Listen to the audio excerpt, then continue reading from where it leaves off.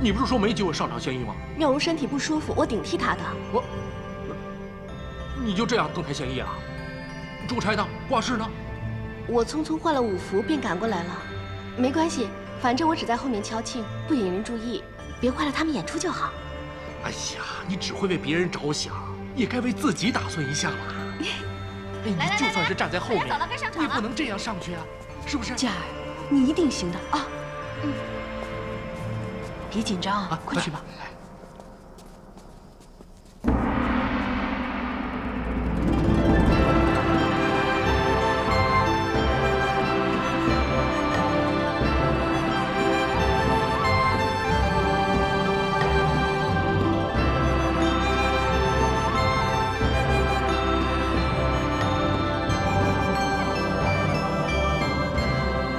弟弟，你是想着那个不知何名何姓、何乡何里的女子呢，还是觉得姐姐这里菜肴不周，女乐不能悦人耳目？朕是想着，一个民间女子都能心怀民间疾苦，朕这个皇帝该如何去当，才能无愧于心？既然你来姐姐这里，就该把一切烦心事丢开，否则的话，就枉费了姐姐的一番心思了。姐姐为朕解闷，朕很感激。只是此时此刻，欢歌悦舞，烦惹愁绪，点滴清音便已足够。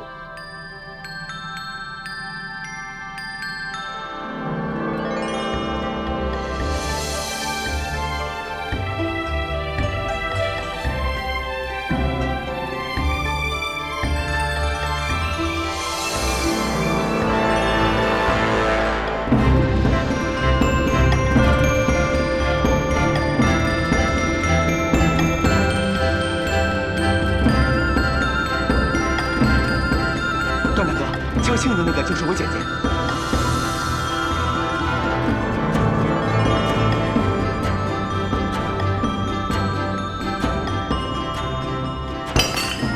皇上不悦。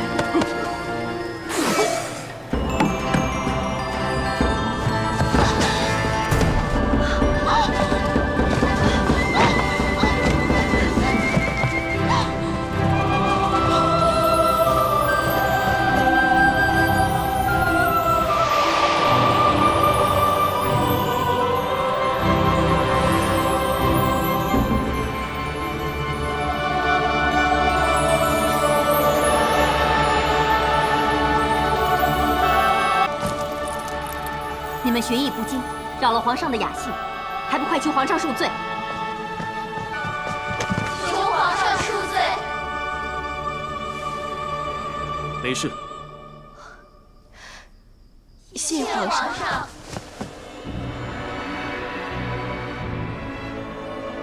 弟弟啊，累了吧？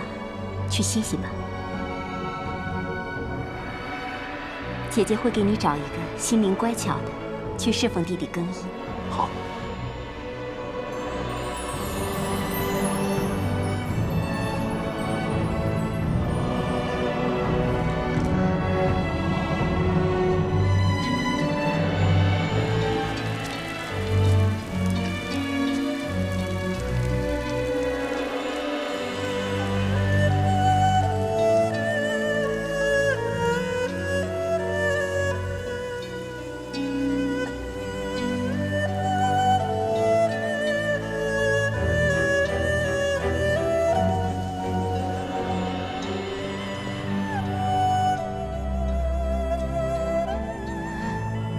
参见陛下。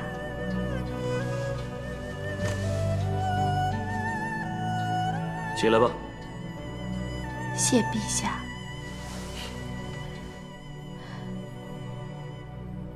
奴婢卫子夫来侍候陛下更衣。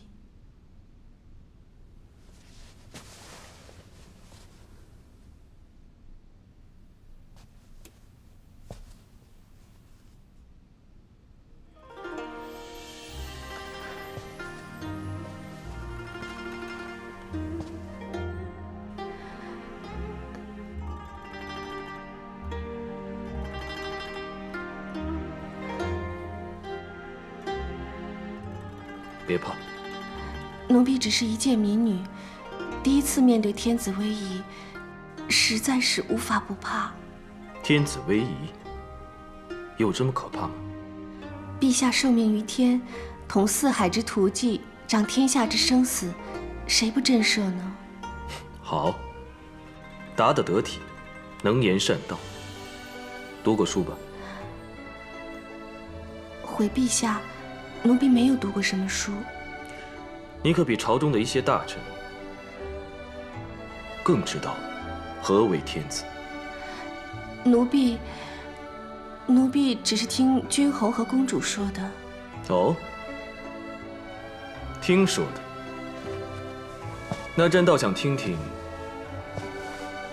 你心目中的天子又是什么模样？那奴婢就斗胆胡言。奴婢觉得，既贵为天子，应心系天下，体察民情。怎么不说了？觉得朕不是体察民情的好皇帝，还是觉得朕被蒙在鼓里而不知情？奴婢不敢。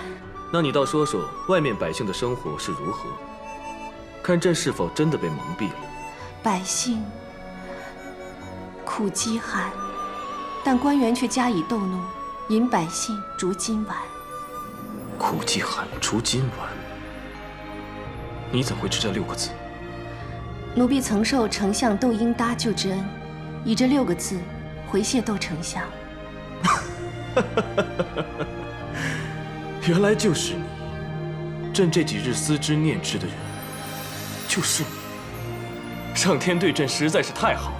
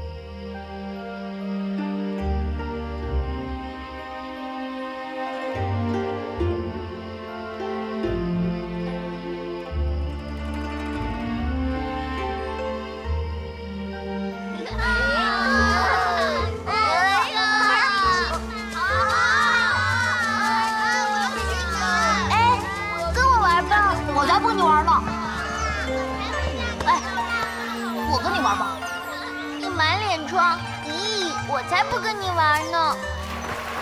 大红哥哥，大红哥哥，啊，我跟你玩，我当你的新娘。好啊，来，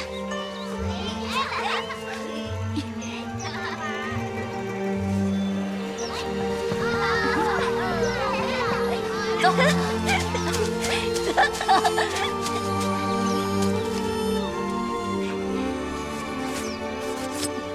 这个送给你。好。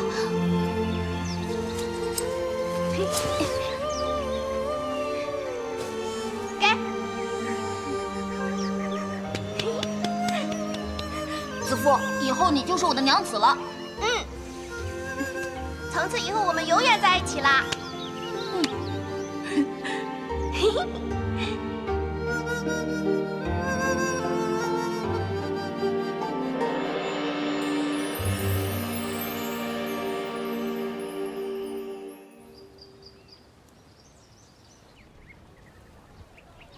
还在吃这个？我告诉你，就是因为你，我女儿的花容月貌才没被皇上看清。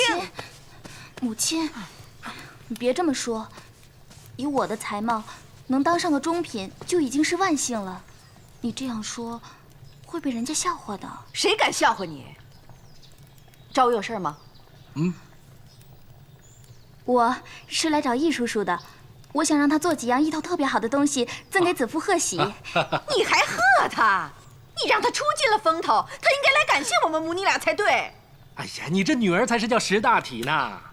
幸好子夫心善，扶他一把，要不然他坏了皇上的雅兴，问罪下来，你们母女俩都要遭殃啊。放心吧，我一定给你做他最爱吃的。你如果机灵呢，就好好去巴结一下人家。子夫一旦入宫，那就是皇妃了。皇妃？皇妃？子夫进了宫就是皇妃？没那么容易。你以为被皇上宠幸过就能进宫了？不过是个歌姬，难呐。别到时候啊，飞不上枝头，反而因为被皇上临幸过，没人敢要，嫁不出去。哼，那不就会孤独终老吗？不会吧？是，不会的。子夫心善，会有好报的。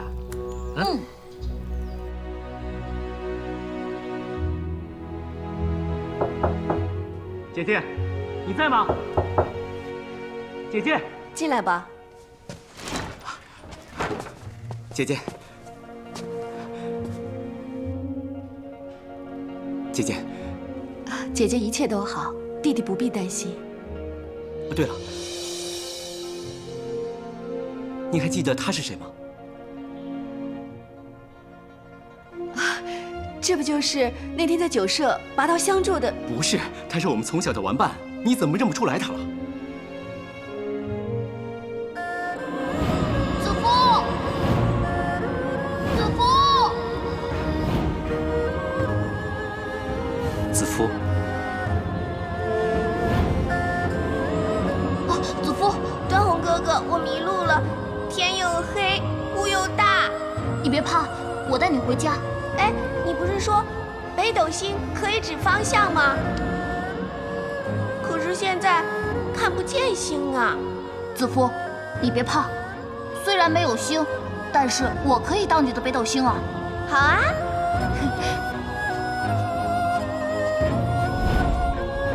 你是段宏哥哥，你还记得？忘不了，忘不了。子夫每当在荒野或者遇到不开心的事情，就会想起段宏哥哥这颗北斗星。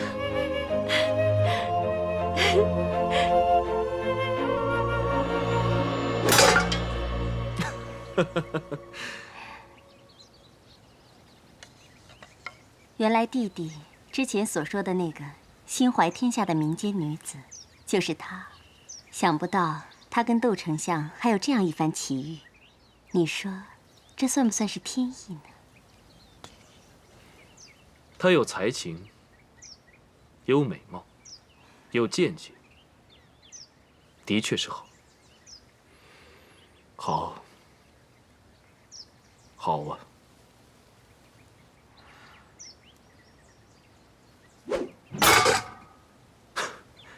果然好。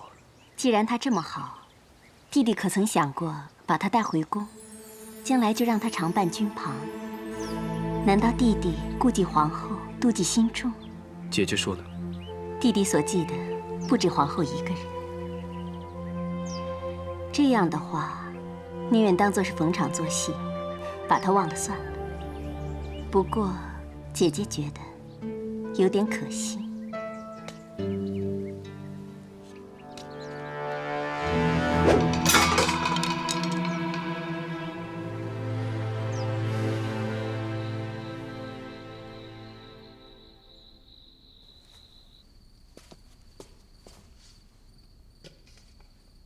谢陛下，谢陛下，谢陛下。姐姐府上该赏赐的，是否都赏赐过了？陛下，还有为子夫卫领赏。对，就赐白玉镯一对，翡翠玛瑙串饰各一副，黄金30两。诺。宣慰子夫。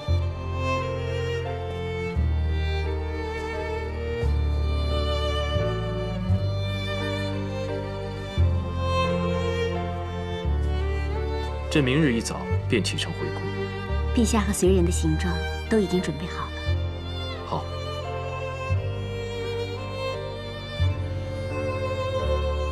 谢陛下。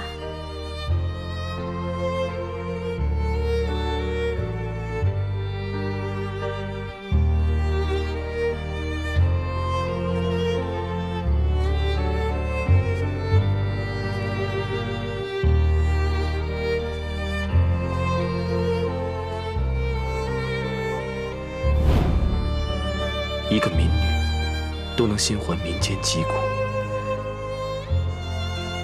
百姓苦饥寒，但官员却加以逗弄，引百姓逐金丸。苦饥寒，逐金丸。朕这几日思之念之的人，原来就是你。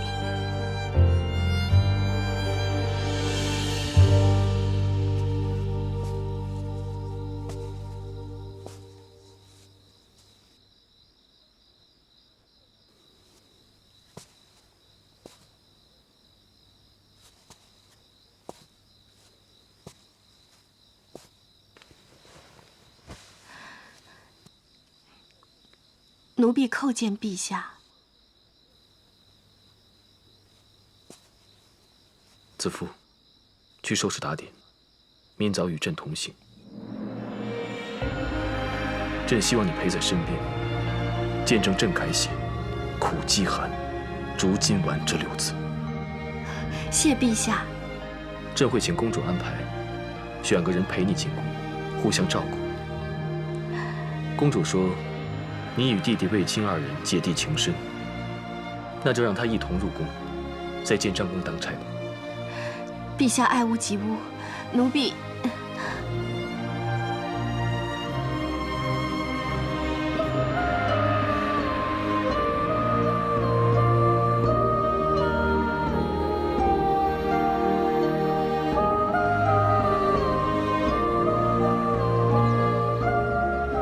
今日一别，往后不能再侍奉公主身边，公主的恩德无以回报，请受我们姐弟一拜。都起来吧。卫青，你要尽职尽取，记住，不要辜负皇上的赏识。谢公主教诲，卫青一定谨记。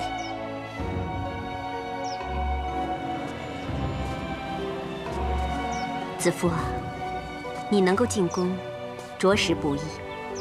皇上本来有很多顾虑，但最终还是顶着不少压力带你入宫。你以后要好好服侍皇上，凡事要懂规矩。子夫会知进退，识分寸。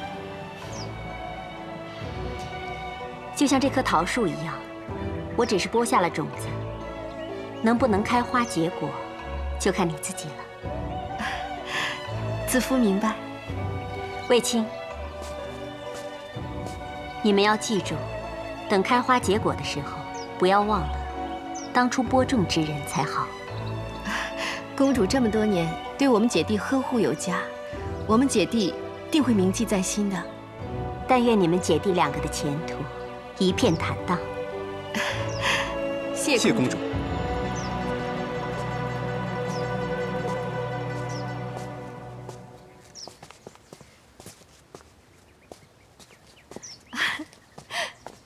段大哥，子夫，准备好了吗？我是来护送你入宫的。方才常总管跟我说，会有位关大哥来安排我入宫的车马行程，没想到，竟然是段大哥你。我也没想到，竟然会护送自己的童年挚友入宫为妃。有段大哥护送，子夫就像有哥哥护送一样，安心。安心就好。子夫，虽然你入宫以后就贵为帝妃，但若你不嫌弃，这辈子我都是你的段大哥，一生守护你。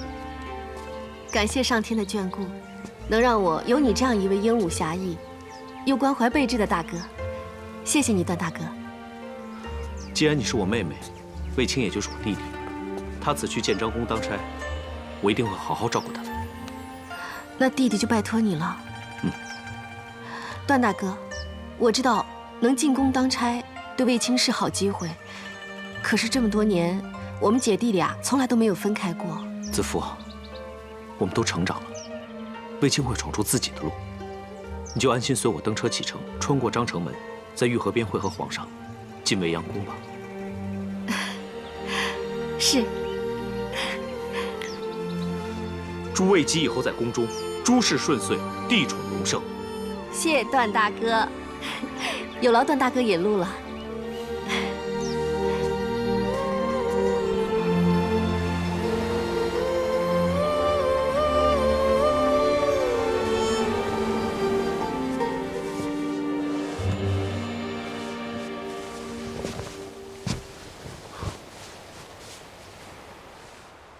一路舟车劳顿，从平阳府进宫，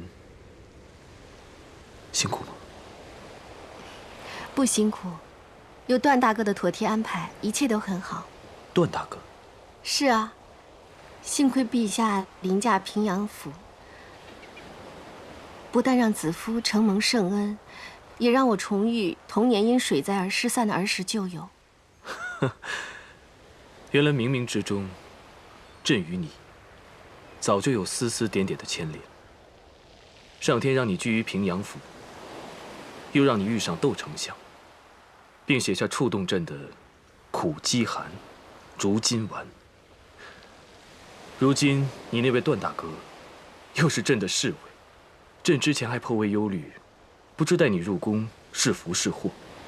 但是既然上苍都如此安排，看来朕的决定不会错。子夫，你注定就是朕的女人。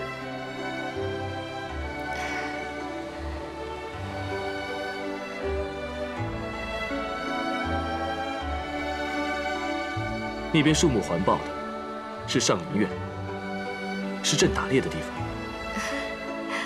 这边的大殿是前殿，是朕上朝的地方。这座宫殿外壁怎么是焦红色的？好美！这是什么地方？这是皇后的寝殿。真不愧是后宫之首的居所。子夫啊，朕虽有册封嫔妃之权，但是皇后仍是后宫之首，朕也得尊重她的意愿。一切听从陛下和皇后的安排。公主也对子夫说过，陛下带子夫进宫，顶着不少压力，子夫绝对不会给陛下添麻烦。能有个像你这样，足以让人掏心掏肺的知己，即使前面有再多的艰难险阻，都值得朕把你留在身边。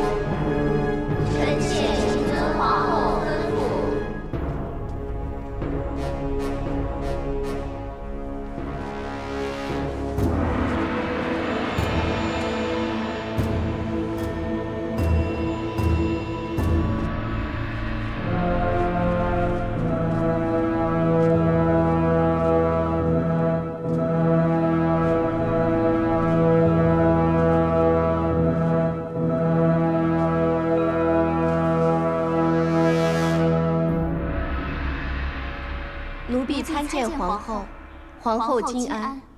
参见各位夫人，夫人万福。你们哪一个是受皇上所宠，得以进宫的？是奴婢。来，让我瞧一瞧。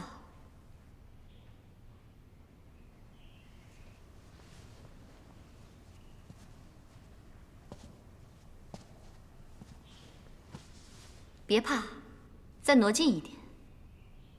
听说你的头发很美，我也想看一看。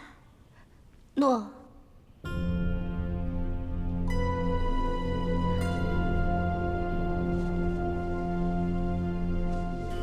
把头抬起来。果然与众不同，眉清目秀，轮廓柔美，一头秀发也果然乌亮动人。啊！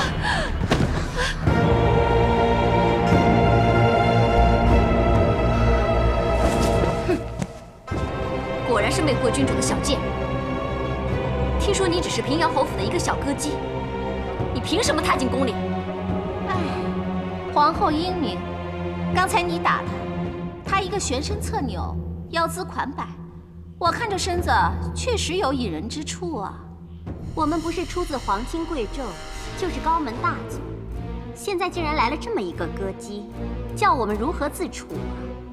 皇后可是当今太皇太后的亲孙女，窦太主的亲女儿。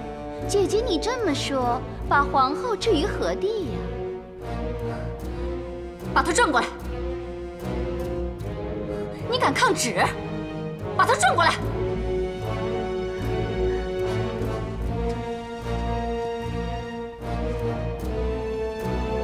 皇上驾到！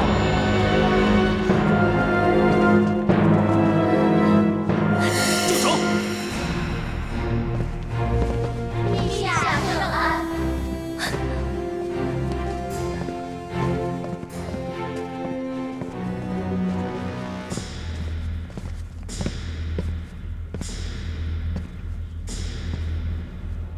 陛下圣安。皇后平身吧。平身。谢陛下。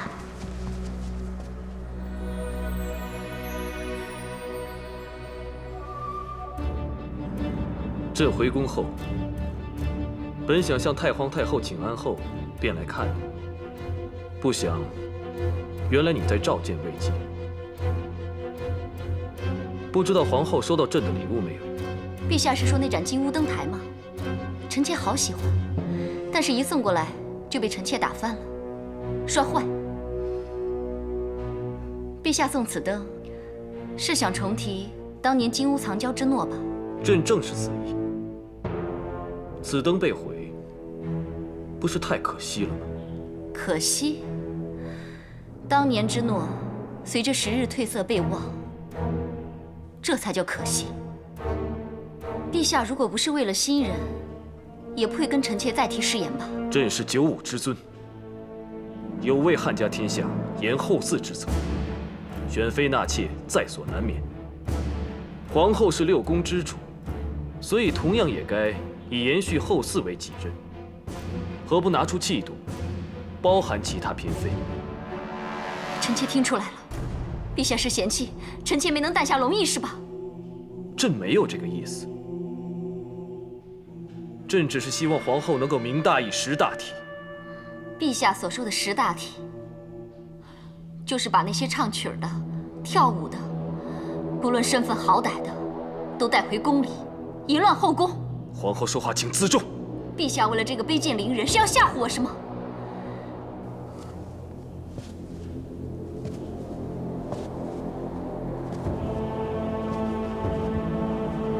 既然我是六宫之首，这狐妹子由我来管。皇后，你要管后宫，就要先给其他妃子立个榜样，对你的夫君恭顺守礼，对大汉的天子尊敬服从，而不是胡闹放肆。堂堂大汉天子，何以动此大气呀？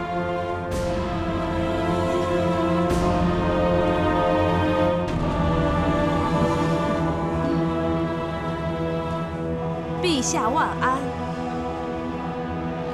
母亲，皇上带了个市井歌姬进宫，做了这等荒唐事，还跟我讲大体。出自平阳侯府的，何以被贬为市井？姑母，朕要的大体，只是以事论事，要有起码的风度。母亲，你呀，这是你自己招来的气受。陛下，皇后当众失了分寸，是馆陶教女不严，还请陛下多多见谅。姑母，何罪之有？你呀，既然贵为皇后，就该比其他人更加懂得礼数，言行要以礼服六宫。皇上乃天子，对于朝廷和后宫所有的礼法，他都十分的清楚，何须你费神担心？皇上怎么会不知道新来佳人子的出身呢？又怎么会忘记，民间女子一定要先学会宫中礼仪，才能有资格册封，是吧，陛下？你身为姐姐，就应该以身作则，好好管教，让她能够早日侍候君王嘛。陛下的人，我管教不了。这倒也是，管教也要观其才智。但是皇后，规矩不能废，你不教也要有别人来教，教好了之后再论册封，这才是有风度、识大体，是吧，陛下？姑母说的有道理，这我就放心了。对了，陛下，刚才去向祖母问安的时候，有没有提到带歌姬入宫这件事啊？皇太后知道此事后，听说好像很不高兴。不过呢，既然陛下会处理得当，想必皇太后也不会再气恼了。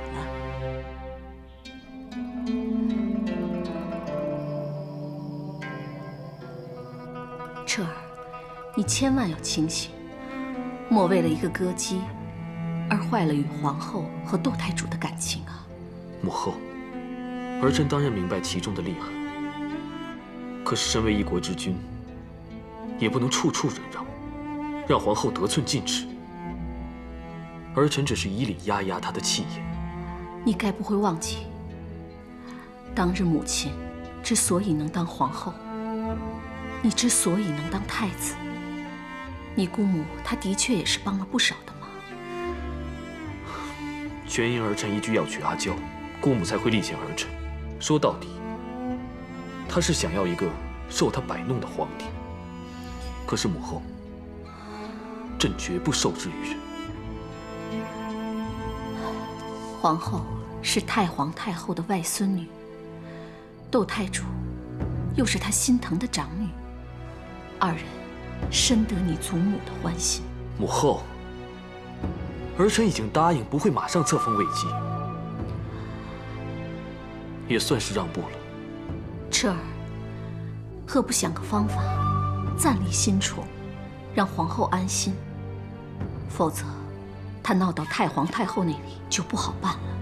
母后，当日你救父天坟，就是因为你的2位老师被太皇太后免职。可见我这个皇太后实在没有能力为你们遮风挡雨。你以为母后整日赏月听曲，只为自己开心吗？不过，是想找些好的玩意儿献给你祖母，讨她的欢心。母后，太皇太后开心了，你的皇位才能够稳固，保住了皇位，母后才可以安心呢。彻儿，母后就指望你了。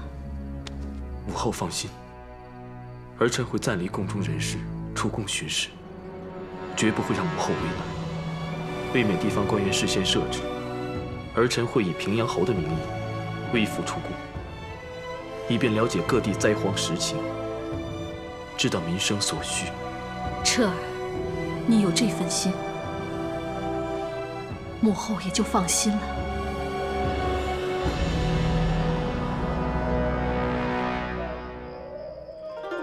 不嫁不色，不受不吝，却是高门大户的写照。其实高门大户什么都不做，倒也还太平，就怕是硕鼠。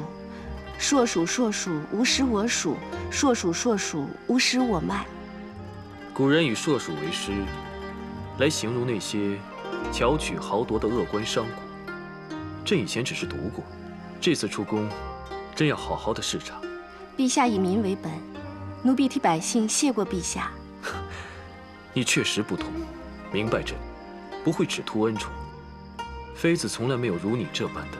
奴婢不敢当，只是奴婢出身民间，所以对民生自然更多了解一些。那你以后啊，可要多跟朕说说，让朕知晓百姓的生活实情。其实朕离宫后，最放不下的就是你。陛下不用担心，奴婢在这里一切安好。只要陛下心里有奴婢就好。朕在外面，每个清静的夜晚，只要看到这片浩瀚的星空，便会想起子父，你知道吗？朕第一次看见你的眼，就觉得里面藏着星海，闪耀生辉。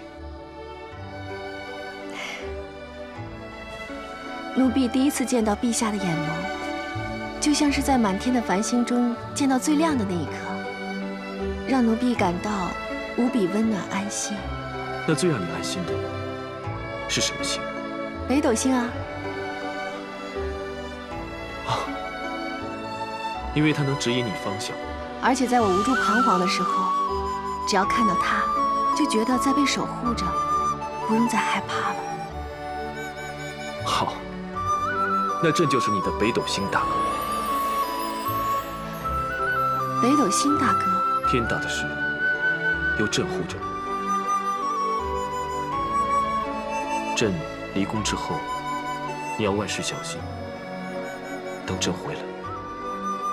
嗯。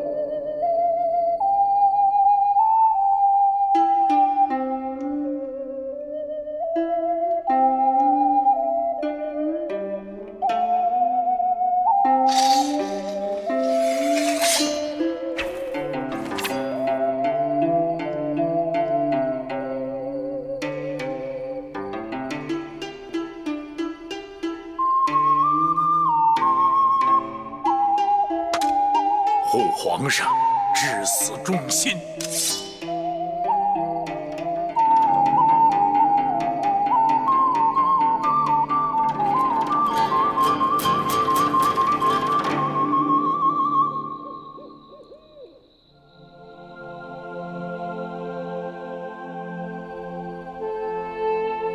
朕之前只知道你剑术了得，原来你如此才情横溢。你还有什么是朕不知道的？臣从小练剑，练累了就随便吹嘘，自娱自乐。刚才朕所奏的，等闲之人未必能懂，更何况是依调附和。朕从你的熏声中感受得出，你沉稳刚健，甚不简单呢。比陛下差远了。陛下的琴声中可见凌云壮志，雄壮豪迈，其浩然之气都在心中。可惜心中所怀凌云壮志，要掌握实权，才能得以尽数。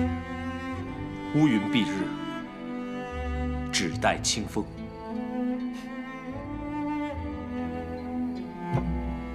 啊，陛下，谢陛下。是北斗星。是啊。不知此刻长安是否星空璀璨？即使繁星暗淡，北斗星一样会明亮，为人引路。希望他安好。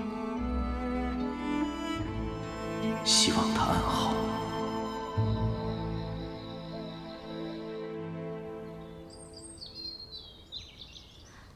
瑞姬最熟悉宫中规矩，是先祖孝文皇帝的宠妾。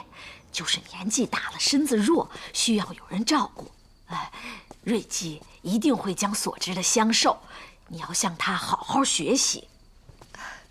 多谢樊娘提点，也请樊娘照应一下与我同来的沈家。放心吧，知道她善于刺绣，已经派她去知事刺绣了。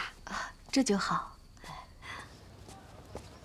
小倩，这是新来照顾瑞姬的，叫卫姬。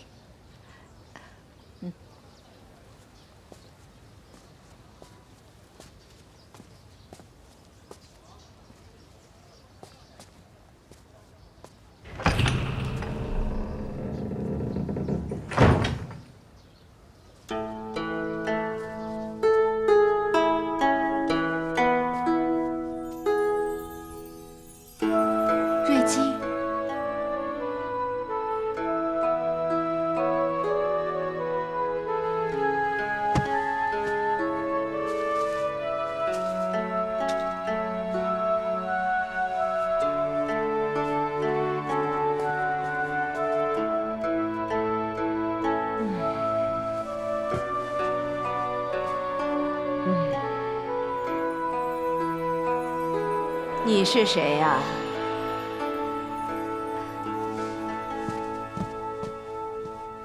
奴婢卫子夫。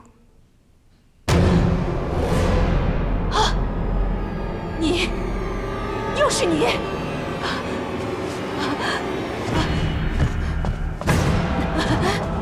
瑞姬！瑞姬！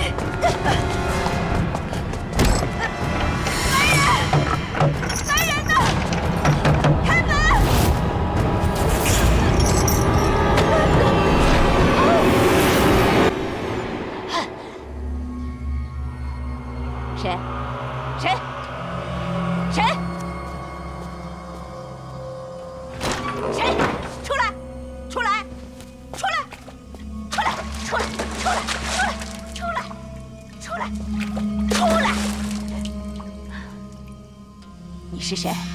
怎么在这里？你要知道，你进来了就出不去了，何必呢？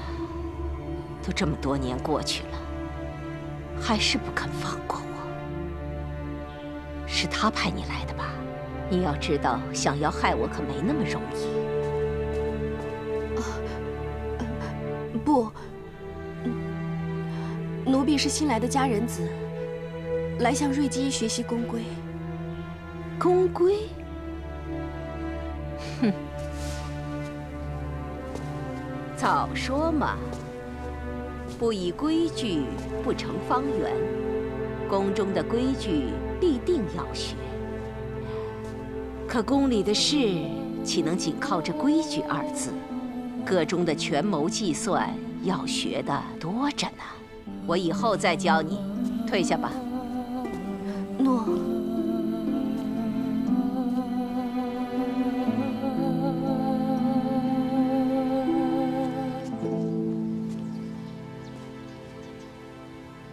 姐姐，姐姐，我是送饭来的。小妾，为什么锁着我们？瑞姬怕是病了，需要诊治。麻烦你通传一声，叫樊娘放我出去，叫鲍世成。瑞姬她有狂癫之病，治不好的，鲍世成来也没用。把门锁起来，就是为了不让她出去。什么？姐姐，对不起，我实在是过意不去。其实，本来是安排我来服侍瑞姬的，谁知道临时换了你来。谢谢你，替我挡了这灾祸。这瑞姬，大家都知道她危险。我听说她在这北宫已经困了40年了。她本是先祖孝文皇帝的佳人子，可是不知什么原因，她得了狂癫病，大家都怕被派来服侍她。进来容易，出去难。瑞姬，她能伤人，她随时都会发狂的，日夜提防也没有用。我真不知道你留下来日子怎么过。没关系，甜亦乐，苦亦乐，安之乐之，心善之间。既然不能离开这里，那我就安心留下来。你放心吧，我会事事小心的。再小心都没有用，狂癫的人呐，什么事都做得出来。早前呀，被派去照顾瑞姬的宫女啊，有一个啊被他打死，还有一个被他……你没见我在熏香养神吗？不知道你在说什么。是，小的刚才说什么，窦太主啊全听不见。你向来做事妥当，本公主很欣赏，赏你300金，带樊娘去领赏吧。诺，谢窦太主。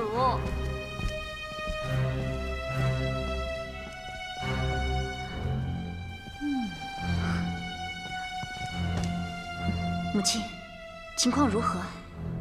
你放心吧，那瑞姬随时会发狂伤人，卫子夫很快就会被活活打死。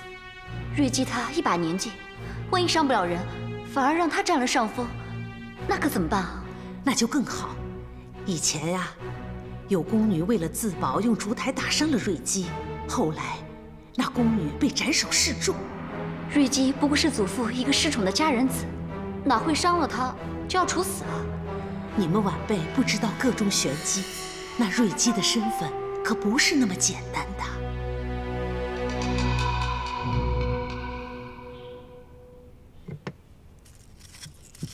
聘则为妻，奔则为妾。皇后之外，其他的妃子都是未经婚仪，算不上妻子。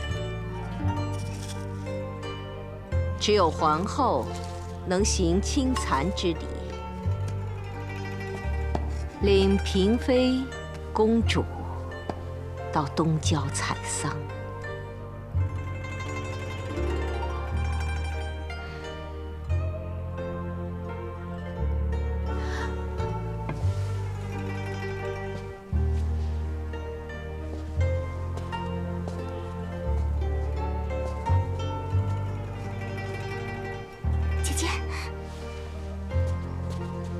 姐姐，你还好吧？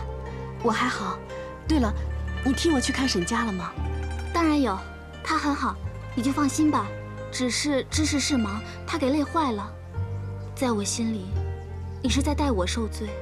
只要你在这里能安然，我就放心了。别担心，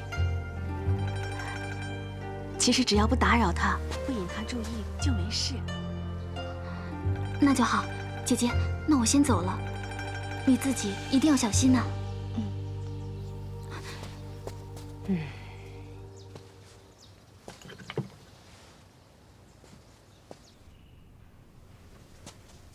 瑞姬用膳了。这个给你，怎么了？怕有毒啊？瑞姬还是先用膳吧。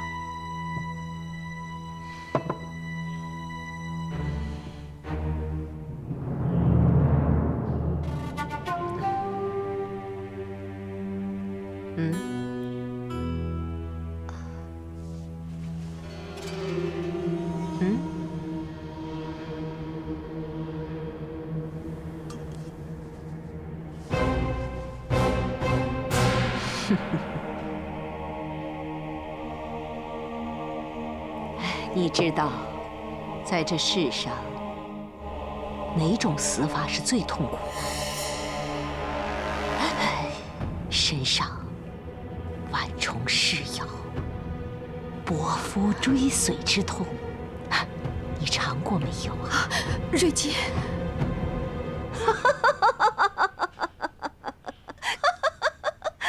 看你吓成这样子，没事的。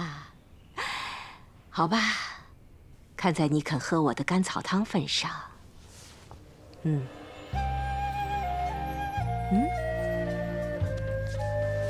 从今天开始，我们就是一家人。你信任我，我信任你。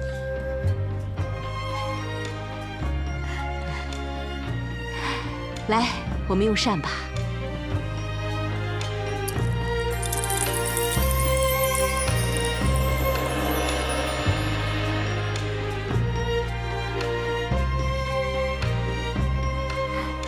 祖母，有出脚底戏叫《东海皇宫》，比那些戏曲杂耍有意思多了。娇儿，你说说看。这个故事讲的是一个叫皇宫的东海人，他年少时学了一些法术，这法术可以擒虎捉蛇，兴云雾，造山河。有这么厉害？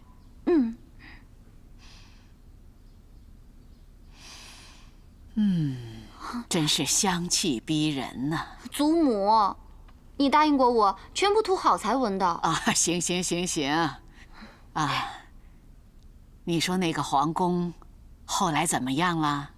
啊，谁动了哀家的玲珑双蝶步摇？太皇太后息怒！你们的管事没告诉你们，其他的都可以修整擦拭，唯独这玲珑双蝶却是不能碰的。把事物都放回去，叫你们管事下个月派个老练的来。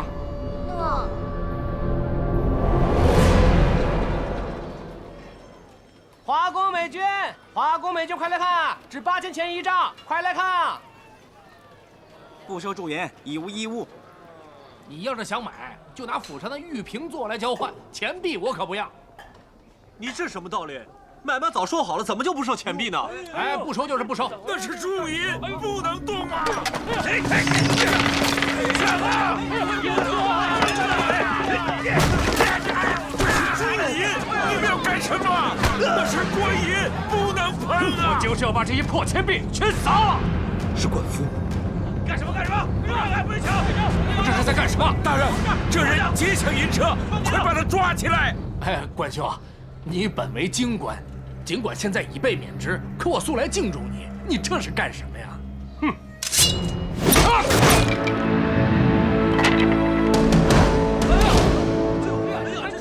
这就是你私铸的银钱，我劫抢你的铸银，就是想要告诉大家，你这是在劫抢百姓的血汗。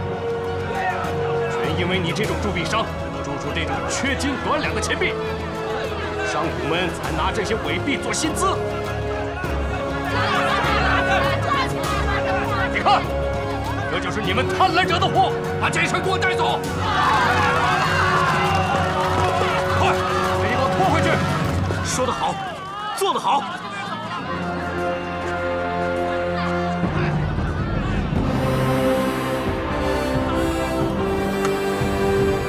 官夫，像刚才那种好事，你常做吗？只是求心安罢了。见到这种不仁不义之事，岂能不管？刚才朕看到那无良银商被抓，也觉得痛快。如今你无官无爵，闲游四海，上至贵族，下至庶民，皆敬你3分。朕听段宏说，你身怀侠肝义胆，所以门庭若市，是吧？哈哈哈哈！侠肝义胆说不上，只是向来不拘小节，约略有积蓄，凡有才德贤能的都愿意相交，所以有些时刻罢了。段宏年少之时也在你门下，又是你把他引荐给窦婴的，让朕得此好进位，你居功不少。恐怕鄙人之功，该不止这些吧？本来是不是？先帝在位之时，你凭七国之乱有功，朕登基后就想重用你，可惜你醉酒闹事，连太皇太后的亲属都敢动手打伤。朕把你远调燕国，你却又再次鲁莽伤人，被免职也是理所应当。不过鄙人还是那一句，但求心安。但求心安，很好。听说你善于武打，而且谁的情面都不给，不知是不是啊？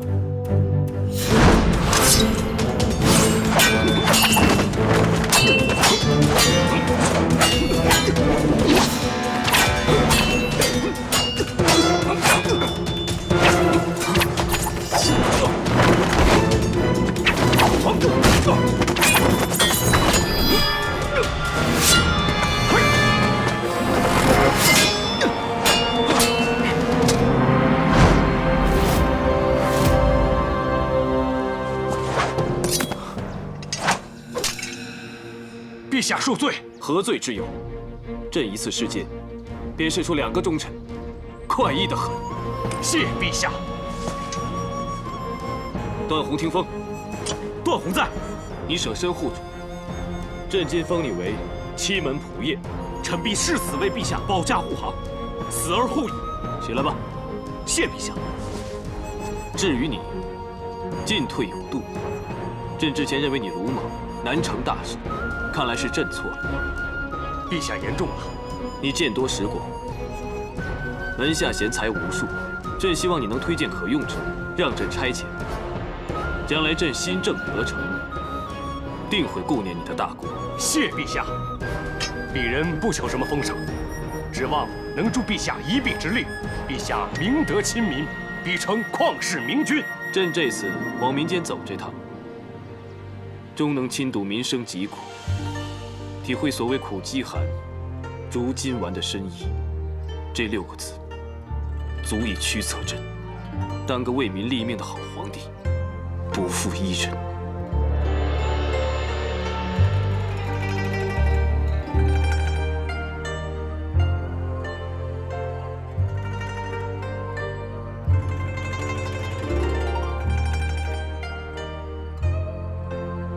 瑞姬，你看看，我做好了。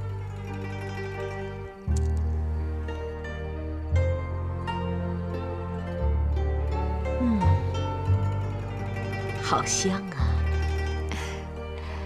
算你聪明，我1顿饭的功夫，你就把这个做好了。好，值得我再教你盥洗之礼。谢瑞姬。足容重，目容端，手容弓，头容直，气容肃。请瑞姬灌手。很好。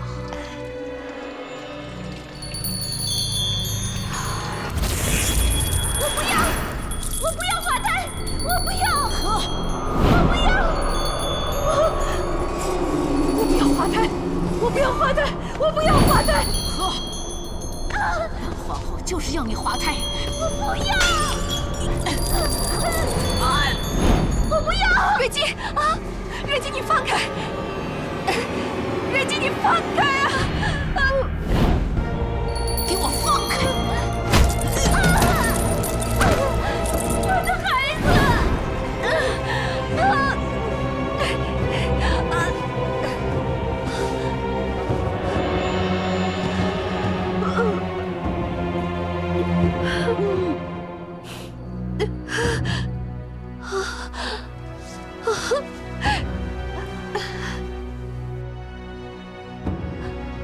我的孩子，母亲保不住你。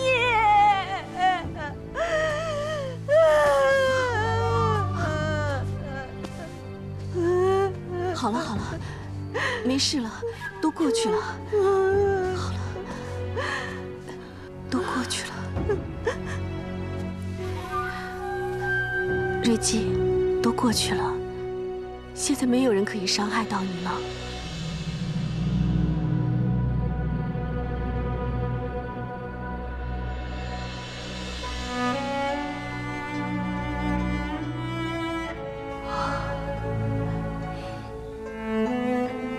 我刚才对不起啊。没事，过一阵子就好了。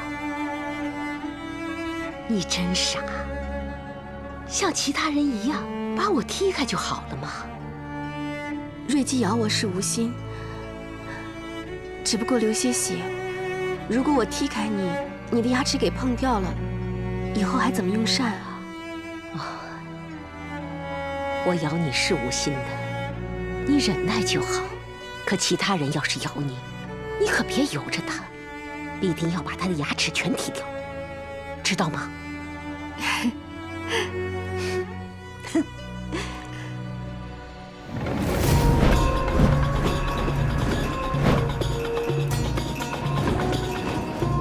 娇儿，你怎么这么快就灰心丧气了？这都伤不到他。母亲，你不要安慰我了，干脆说拿他没办法好了。哎，白费了我一片苦心，什么都安排好了，他那一脚就是没踹下去。这个女人也实在不简单呐。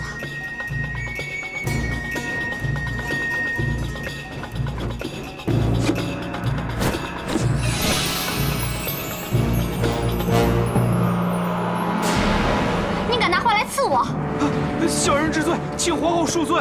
退下。诺，小人告退。娇儿，你勿需紧张。那花虽有暗刺，始终伤人有限。那倒未必。一向谨慎的皇上，为了他焦躁起来；一向狂癫的瑞姬，却为他安静下来。母亲，你说我能不紧张吗？唉，既然这次那颠覆没伤着他，他也没伤着那颠覆，那不如救。母亲，难道除了铃声，还有别的办法，可以让瑞姬发狂？何须让他发狂？他没有弄死那小贱人，那就让那小贱人弄死他。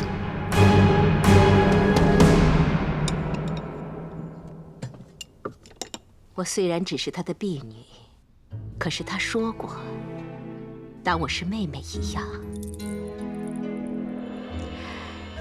他不要其他夫人专宠，却要我侍第。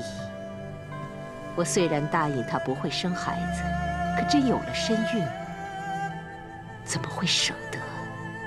况且保得住龙胎，就保得住爱宠，就保得住性命。我不告诉他有了身孕，是理所当然的。在宫里面，哪里有真心的？今日与你互称姐妹的，说不定明日就来要你的命。喝点甘草汤吧，你今天配的汤特别清甜。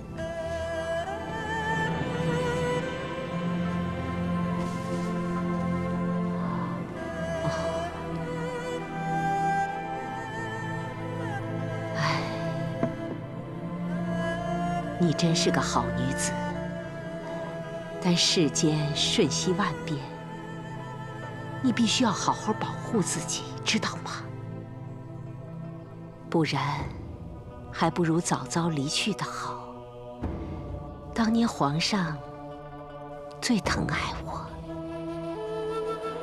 在我玉足细嫩纤幼，后来脚上有了疤痕，就再无颜面见皇上了。我没有运气，孩儿我也没保护好，保不住他，就保不住恩宠。唉，希望你的运气比我好，你将来能够……瑞姬，瑞姬，你怎么了？你别吓我！我去见我的孩子。去见皇上。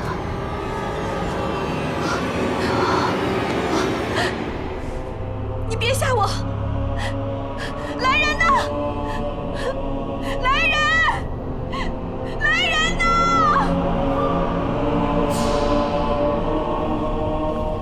卫青，怎么回事？未央宫那边传来消息，你姐姐害死了先帝宠妾，已经被抓了。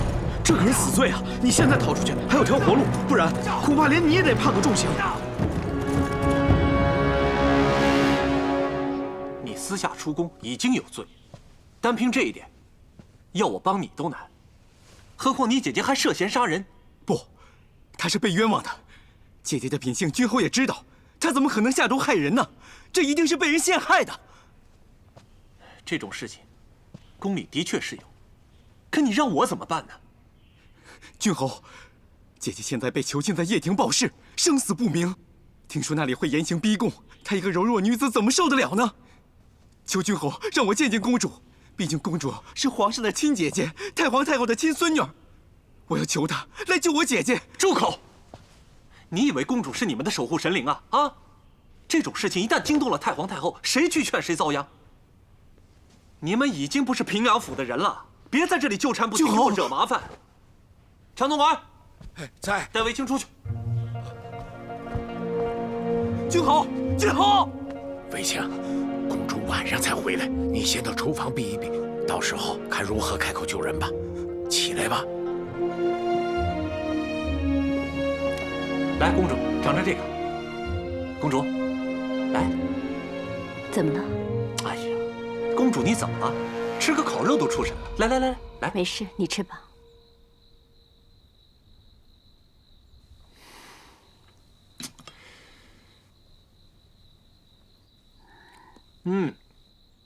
这一寒真不简单，肉不错。这是什么肉啊？跟之前不太一样。回公主，这叫忘忧肉，忧结在心之人才吃得出它的味道，而且它芬芳如草，甜蜜如花，让人犹如置身于花草之间，忘忧解愁。你这个疯厨子，净说些疯话。这肉不就是加了香草和乳蜜烘烤而成？公主吃得开怀就好。好。还有什么事吗？小人这个月下旬想告假几天出城。你如此费尽心思，就是为了这个？公主心情好，就什么都好说嘛。看你嘴甜，准了。谢谢公主。公主，哎，大胆！你怎么还在？公主，常总管，把他拉出去。公主，我姐姐她……不用说了，我都知道了。求求公主，救救她吧！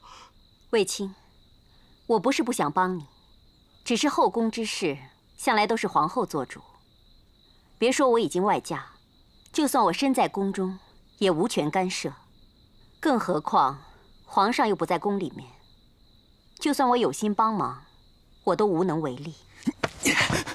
公主，现在只有公主能救她了，求求你了，公主，公主，你就救救她吧！公主，哎，你没事吧你？还好这汤不是很烫啊。公主，你没事吧？卫青，你没事吧？公主没事就好。一寒，你怎么这么不小心呢？小人该死，小人该死。念在你今日准备了美味的烤肉，我就饶你一次。谢谢公主。皇太后对烤肉也是非常的喜欢，我也许久没有进宫向她请安了。小人马上准备烤肉的材料，进宫。谁说要进宫了？啊？思和，公主准备明天进宫。诺。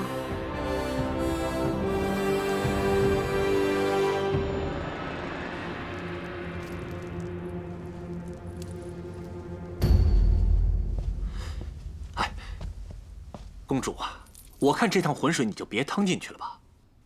第一呢，你送卫子夫进宫，已经得罪了皇后，如今干涉后宫，她定以为你故意跟她过意不去，而姑母护女也会怪罪于你。第二啊，这死的据说是太皇太后的人，你这样去说情，她会觉得你护着下人都不护着她。第三，母后啊向来依顺太皇太后和姑母。你把他老人家扯进去，若他惹怒了这两位，定会埋怨于你呀。哎呀，为了救这个歌姬，却得罪了大汉最具权威的4个女人，你何苦呢？啊？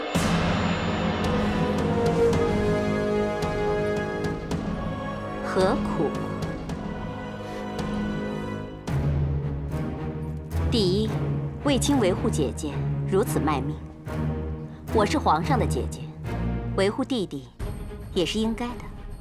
第二，卫子夫是从我平阳府的门走进宫门的，他的荣辱早就跟我们连在一起了。第三，卫子夫是皇上喜欢的人，我能为皇上守护他，赢得皇上的信任，比什么都重要。你说对吗？对呀。公主说的对呀，反正我们也脱不了干系，不如给她送个人情，向她示好。还是公主想的周全呐。你等我一下，我整理一下就陪你去。哎，那公主可有什么万全之法呀？人心情好，就什么都好，只盼着烤肉哄得了我开心，也哄得了母后。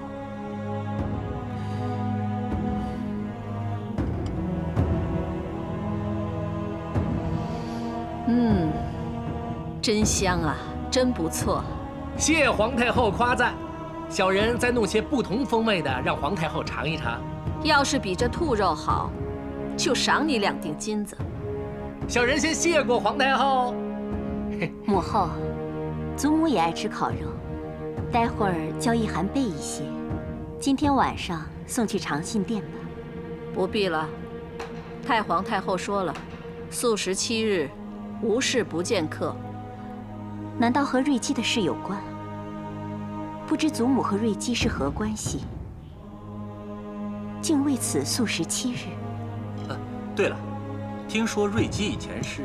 哎呀，宫里宫外流言蜚语从来不断，真伪难辨，母后无力禁止，也无意追查，是也非也，你们就当耳旁风吧，免得惹祸上身。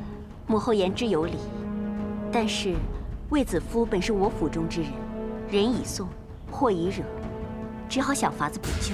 女儿啊，既知闯祸，更要置身事外呀。哎，明白，我们明白。母后放心，这件事情我们一定会置身事外。只不过是皇上对这个卫子夫的确是非常在意，所以我们才……皇上更不能为一个歌姬跟太皇太后过不去嘛。那是，那是。好了，今日这烤肉也吃够了，你们都回去吧。翠儿，你拿2锭金子赏一涵吧。诺。谢皇太后。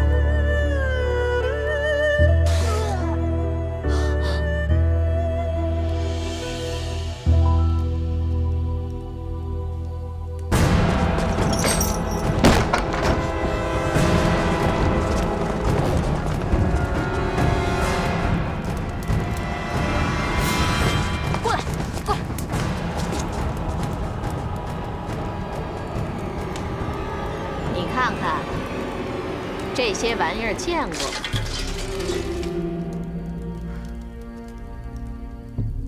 怎么样？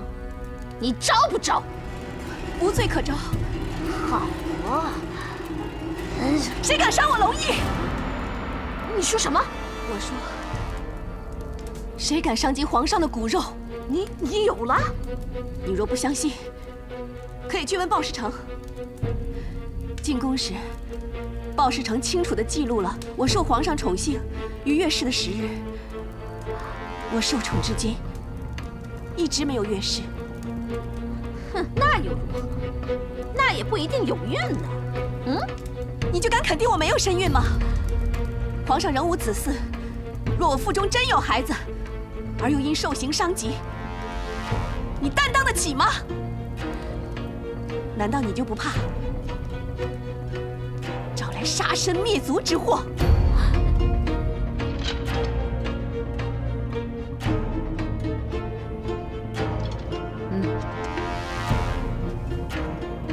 确实是1个月都不到。哼，这个低贱的歌姬，竟敢用肚子来护身，那凡娘也真是没用，傻得不敢用心。哼，我偏要对着她的肚子踢打鞭烙，看是肚子能护住她，还是她能护住肚子。娇儿，别生气，你坐下，坐下呀。一切都记录在案，你现在去动了他，万一出了事，怎么向皇上交代呀？就差这几天了，你暂且忍一忍。我相信他也不过是缓兵之计，就让他多逍遥几天吧。母亲，你知不知道我担心什么？缓兵之计倒还好，要是真的怀孕了，那我怎么当这个皇后啊？要是她没身孕，死罪肯定逃不了。如果真的有了，我要让他死得更惨，但是不能死在掖庭啊！跟你脱了关系之后，哼，我保证要让他尸首无存。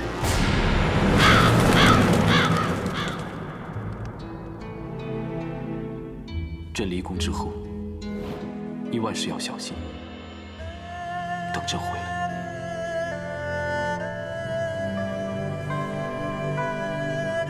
宫廷险恶多诡，今日荣耀不保证明日安然。除非你有皇子，或许能保住你的性命。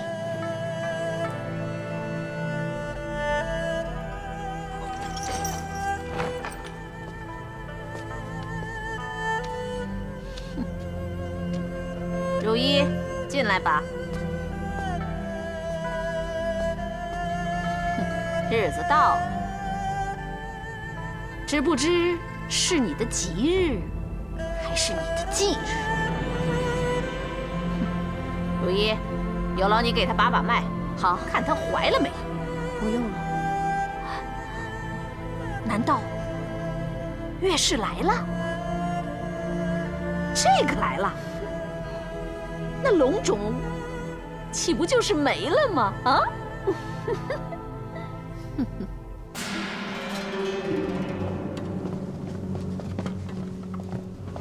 参见皇后。奴婢卫子夫，参见皇后、窦太主。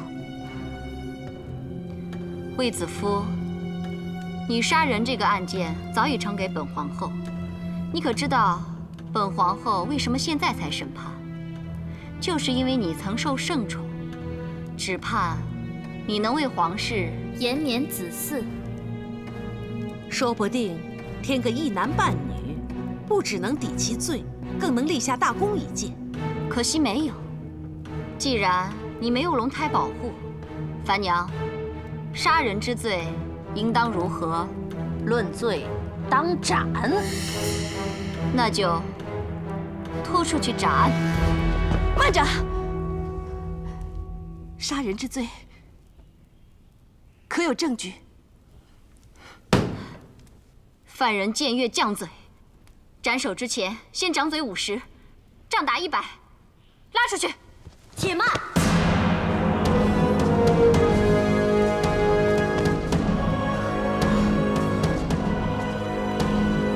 参见公主。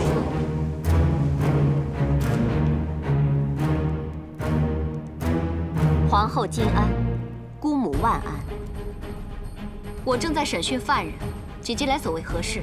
臣就是知道皇后要判处犯人，才赶来阻止。我尊重公主，乃皇上亲姐，叫你一声姐姐。可是公主也该尊重我，乃皇后，后宫之首。后宫之事，是非对错由我定夺；后宫之人，生死荣衰由我旨意。岂是公主你能阻的？把卫子夫拉下去，先用刑，然后斩。诺，不能斩。谁敢不听命？皇上，后宫之事，臣自不敢干预。但皇后刚才也说了，我是皇上的亲姐姐，事关弟弟家人的生死，身为姐姐，当然要通知皇上。也许是天意，皇上本已启程前往上郡，竟然让平阳府信使赶上报讯。如今皇上已在回宫路上，并传来手谕。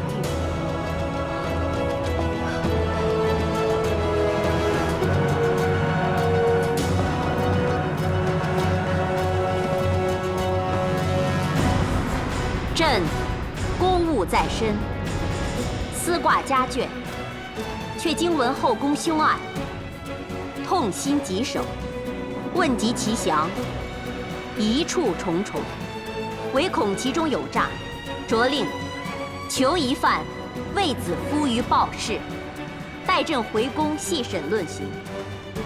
若有私自用刑者，以为止犯上论。钦此。谢皇上。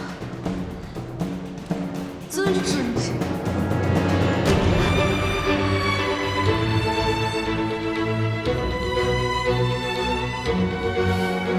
皇上驾到！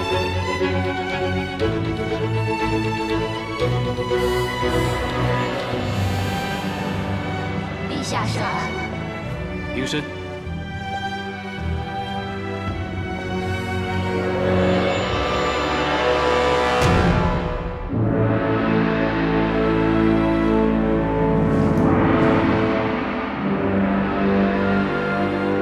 陛下，后宫乃臣妾分内之事，陛下干涉，既与理不合，也致臣妾颜面威严于无存。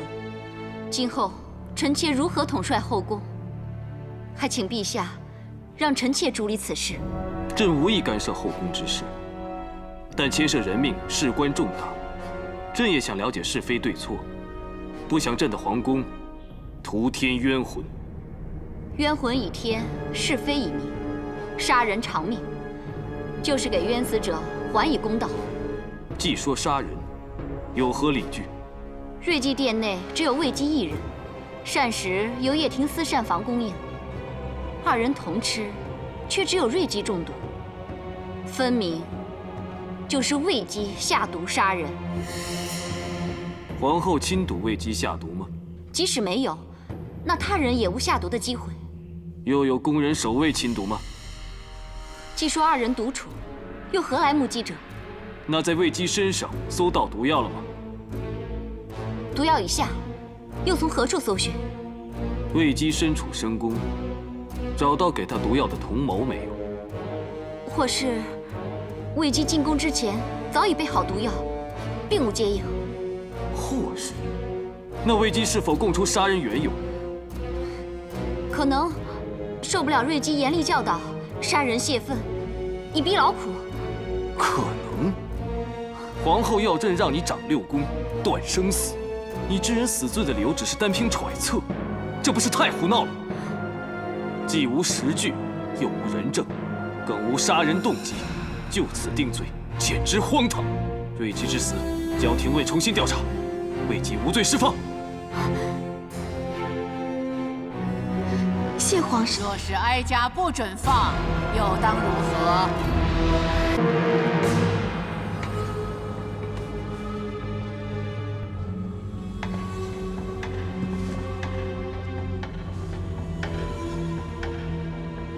太皇太后金安。太皇太后金安。陛下。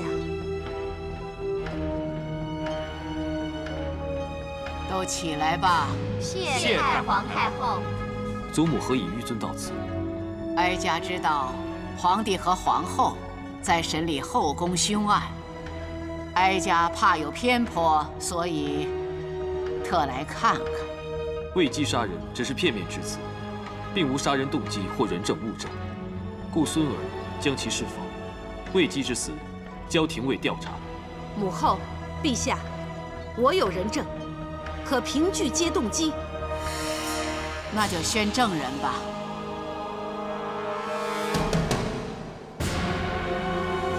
奴婢小妾拜见太皇太后、皇上皇后。免礼了。待会儿问你什么，你就答什么。诺。小妾，魏姬如何对待瑞姬？快讲出你所知所闻。禀太皇太后、皇上皇后，奴婢每日送饭时与瑞姬和魏姬，常闻魏姬埋怨照顾瑞姬辛苦，更恨瑞姬偶尔发狂，让其身心受伤。我闭嘴！奴婢没有撒谎，这是瑞姬所咬。魏姬曾说，恐怕不知何时会再受瑞姬痛打，深恐性命堪虞，为求自保，得先下手为强。小妾，我跟你无怨无仇，你为何诬陷我？子夫，对不起，但在太皇太后、皇上皇后面前，我不得不说实话。不，我……你还说，反正瑞姬狂癫吓人，她死了也没有人疼惜，到时候定能脱罪。你撒谎！我没有说过。既然人证动机都在，就按罪处死吧。来人，在。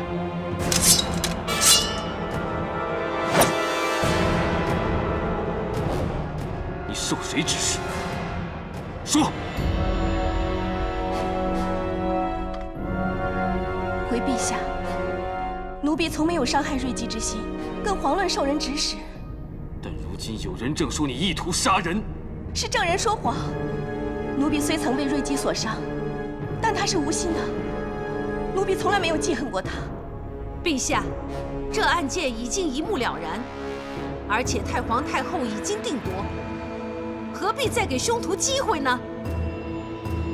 父母，所谓为姬杀人，而断案所依的人证动机，只单凭宫女小倩一人之词，这当中疑点重重。若是为姬下毒，到底毒从何来？陛下英明，魏姬只不过是一个新晋的佳人子，怎么可能胆大包天，藏毒宫中，甚至带毒在身？若小倩所言属实，魏姬是因为不堪折磨而毒杀瑞姬，以求自保，那么毒杀就不是预谋。若是如此，魏姬难道一直藏毒在身？那他的目的何在？陛下，可见他居心叵测。他本来不只要对付瑞姬一人，可能还有其他不轨意图呢。那干脆尽早下令将他处死。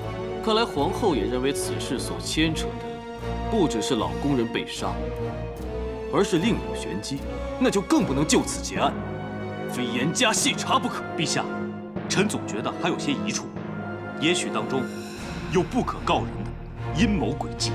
朕不查个真相大白，绝不罢休。陛下，一个奸险女子私带毒物入宫，有害人之意也好，有自保之心也罢，反正她用毒杀人就应该伏法。哼，所谓阴谋，不过只是猜测而已呀。就算真的要查，也未必能查得出来呀。这阴谋怎算似是而非？朕目下就有可疑之人，能指使他人替之卖命，能利用宫里人脉，在后宫副手翻云。此人，或是你。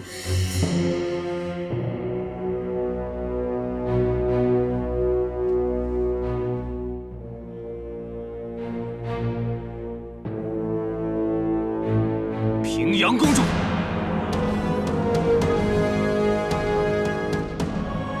当日是你献魏姬进宫，如今这乱局岂会与你平阳侯府毫无瓜葛？陛下，我与你自小亲好，我自问对你问心无愧。当日为于帝皇进献魏姬，只是希望能替陛下分忧解愁。不料这一片冰心，到如今却成了蛇蝎心肠。陛下尽管查，不查清楚，我绝不会罢休。我倒要看看能查出我平阳公主有什么阴谋诡计。好，若查出有什么来，即使是至亲，朕也必严惩。要不然就愧对祖父祖母了。彻儿，你为了查究这宗案子，把你亲姐姐都牵扯进去了，甚至连你的祖母和祖父都搬出来了，是不是啊？祖母，孙儿知道这瑞姬曾是祖母侍女，祖母此番亲来听审，足见主仆情深，必不想瑞姬死得不明不白。孙儿为了祖母后代下人的情分，还有祖母的名声，一定要查出真相。好，就依你。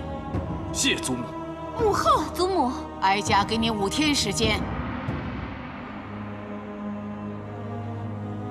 等候，臣在。立刻将魏姬、樊娘、小妾一并带去非常殿。诺。祖母，我乃6宫之首，此案的犯人与证人理应交由我来管。祖母，此案非比寻常，未必只涉后宫，可能牵连朝廷。好了，都不要说了，大家都别争了，全由哀家来看管。樊娘和小倩暂时安置于长信殿配殿，平阳府有关人等留居皇太后的长秋殿中，不得踏出宫门半步。至于魏姬，将她单独囚于望星阁。彻儿，5天期限之内，哀家必保她安然无恙。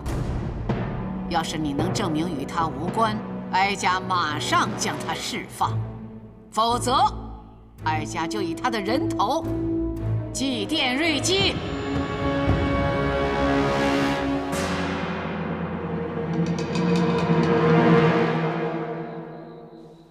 那歌姬果然是个祸害，连累我全府上下给囚禁起来。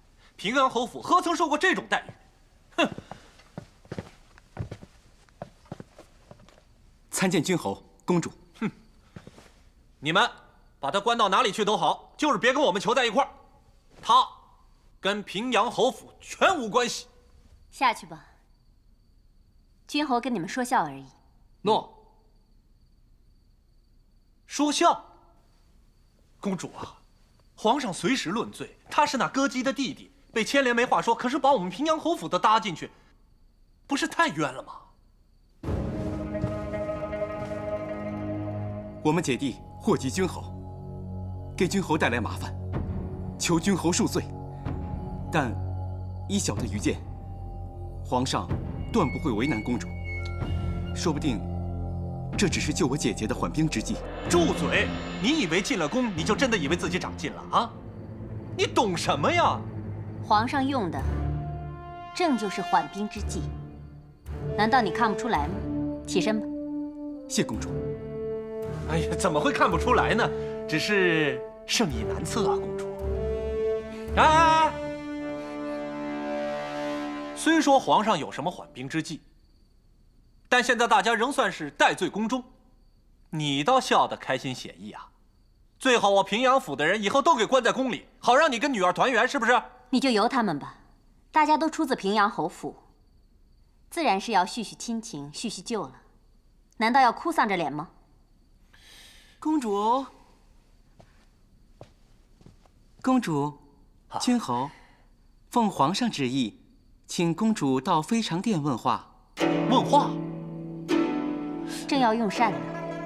皇上已备好酒菜，且召来了8人不撵，恭请公主。8人不撵，君侯上宾之礼啊！好。哎，公主，那你快去啊，去啊！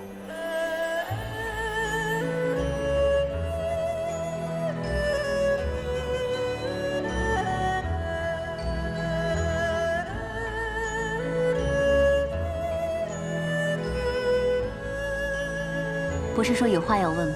想问什么，不妨直说。弟弟想问姐姐，这新进贡的举酱酒，味道是不是姐姐尝过美酒之中最上乘的？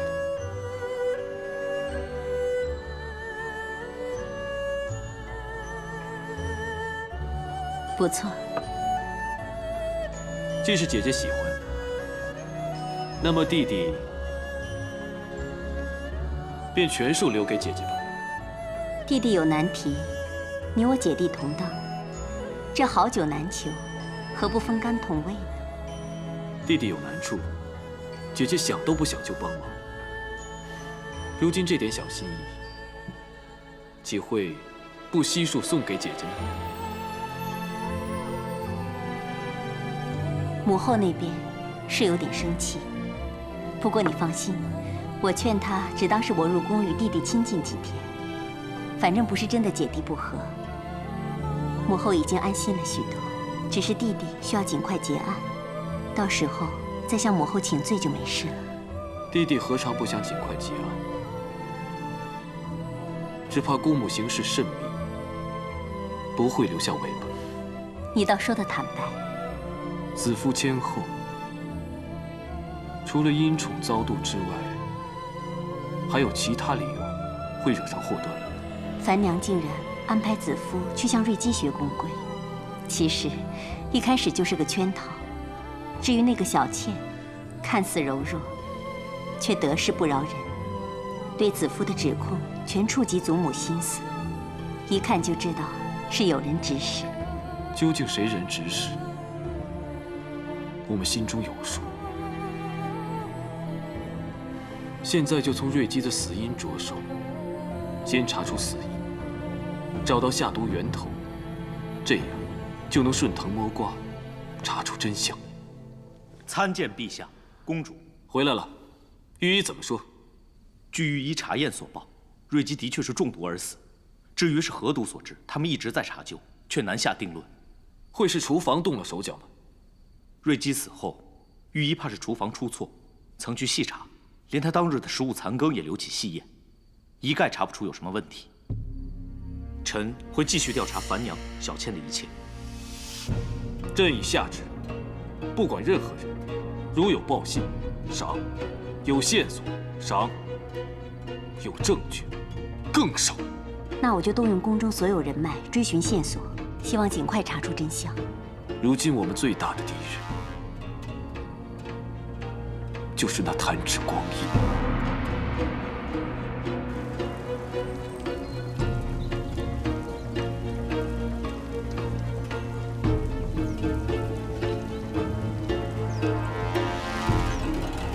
太皇太后金安，这鱼呀，尚且通情达理，知道饿死了会让主人不高兴，所以饱食3餐。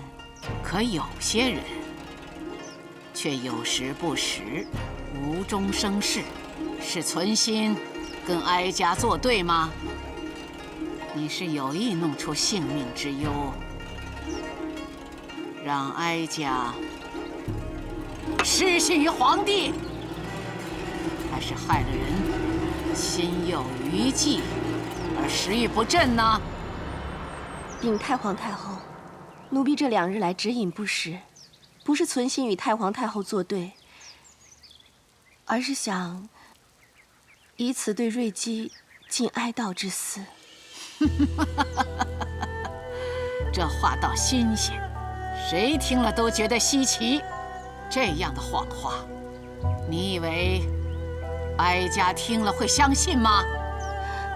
请太皇太后明鉴，奴婢未曾说谎，万物有情，连鱼儿也懂得体念主人心。更何况，奴婢跟瑞姬相处多日，自然是有情分的。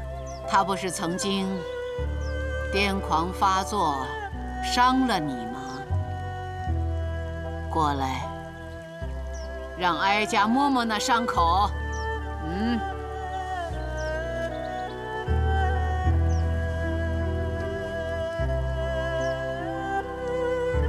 哎呦，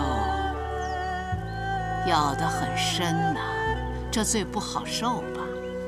要说为此把他杀了，哀家信；要说跟他有情谊，为他哀悼，哀家不信。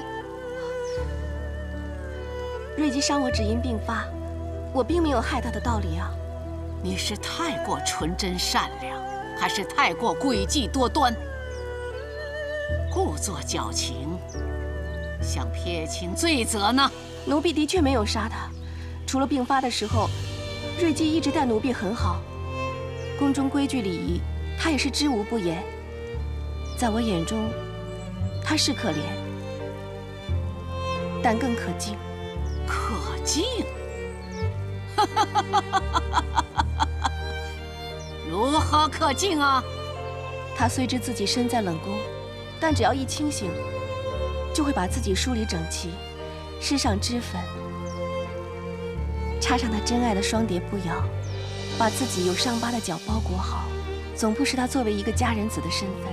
瑞姬力求端庄，不管有没有人看见，只管尽心尽意做好本分。他教奴婢的第1样公规，就是分尊卑，忠心事主。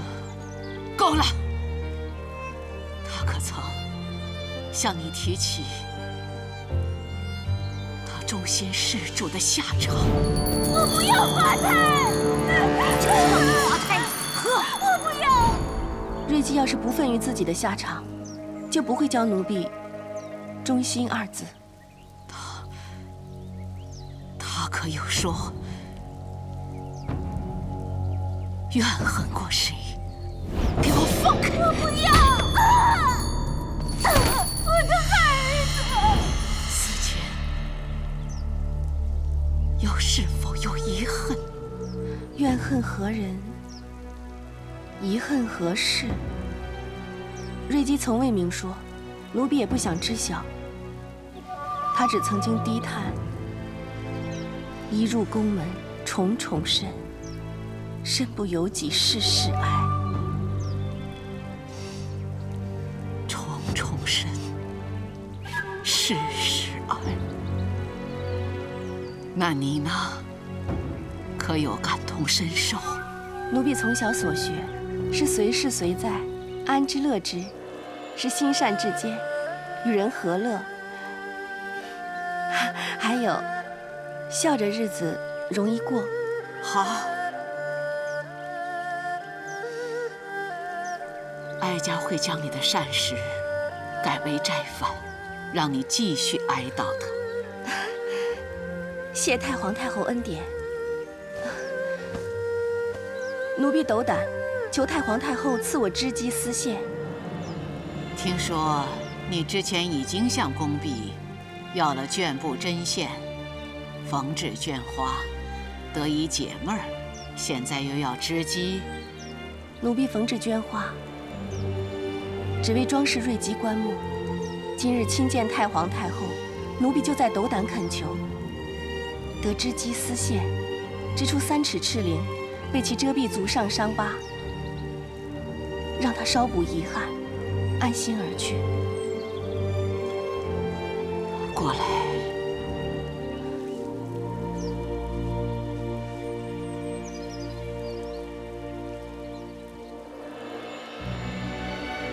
美则美矣，不料还如此善解人意，难怪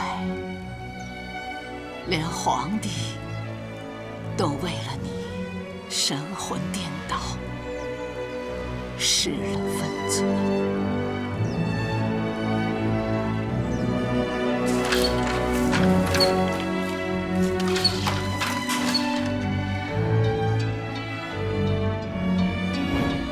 当年皇上最疼爱我，在我狱卒细嫩纤幼，脚上有那疤痕，就再无颜面见皇上。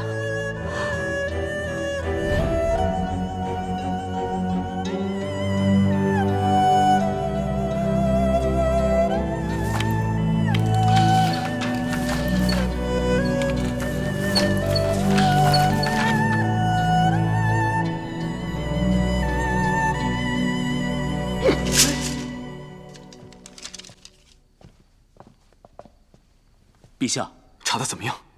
回陛下，那樊娘的叔父原是御医，曾随军戍守河西一带。那他也许因此而认识药理毒物，从而对瑞基暗中下毒。这的确说得通。可他叔父3年前已经离世了，难以进一步查证。陛下，御医们送来的医书当中可有什么线索？若是有，朕会这么焦急吗？只有瑞基与魏姬共处一室，所吃的东西都一样，却只有瑞基一人中毒。看来此毒用得相当蹊跷。可惜我们可以参透各种玄机的时日不多了。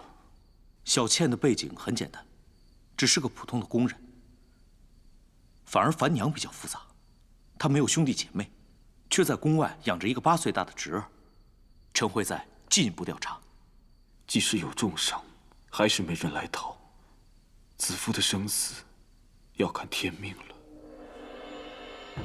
白昼降临了，平日朕最爱看见旭日东升，总觉得朝气蓬勃，充满希望。可这几日，朕却希望日光不会出现，似乎日子流逝得更加快了。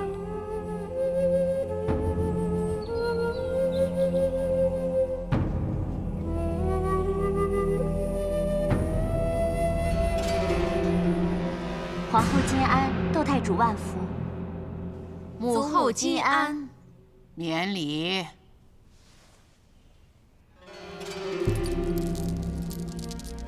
秋萍，你先下去吧。诺。祖母，孙儿给祖母带来了用天麻、茯苓还有薰衣草制成的香囊，据说能安神养气，睡得特别香。金蝶相伴，铃音绕梁。你们应该知道，哀家这玲珑双蝶放着多年，从未再碰，也不许别人碰吧。娇儿有所耳闻。那依你们看，哀家今日为何又取出带上呢？怕是怀念故人吧？原来你们知道，有些东西，哀家收起，不等于就会忘记；有些人，哀家不见，不等于哀家就不在意。当年哀家能得到孝文皇帝的欢心，瑞基也算有功。哀家本想给他一个安稳的余生，谁知道有人要断了哀家的人情。祖母，断你人情的是魏姬那个贱人。别摆弄哀家，哀家跟那佳人子谈过，他是怎样一个人，哀家清楚。哀家不是说过吗？眼盲，心不盲。母后，是不是女儿做错了什么，惹你不高兴？如果是，女儿在此求母后原谅。女儿实在是没有办法了，母后，母后，娇儿她苦啊。你知道这个后宫，即使是皇后，也是要步步为营。是，娇儿平时是刁蛮了些，任性了些，但是她心无城府。何况娇儿这么多年都还未有所出，当中她受的委屈可想而知啊。母后，祖母，母后，你是何等人物？当年尚且需要借助外力来顾宠，何况是娇儿呢？后宫凶险，有时为了自保，也不得不做出牺牲啊。其实祖母，娇儿也不想独得帝宠，只希望在皇上心里留点位置。可是，那个魏姬不过是平阳侯府的一介歌姬，皇上竟然为了她，在母后面前演戏，还要给平阳公主胡乱冠一个图谋不轨的罪名，只不过是想拖延此案。这个魏姬才刚入宫，就让帝皇家落下笑柄啊！母后，也许你觉得这个佳人子讨人欢喜，想放她一马，但是人心难测呀。今日是好，但明日呢？怎能及骨肉血脉永远不变的亲情啊，母后！祖母，其实娇儿只想常伴祖母身边，侍奉祖母，这样娇儿就心满意足，别无他求了。娇儿啊，你带来的香囊，当真养神，拿给祖母试试看吧。祖母用过之后，一定会喜欢的。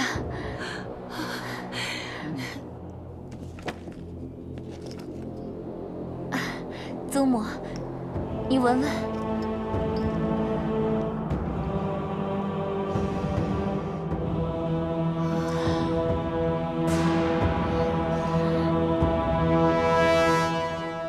根据宫人们的传言，这樊娘在宫里应该有个相好的，但就不知道是谁。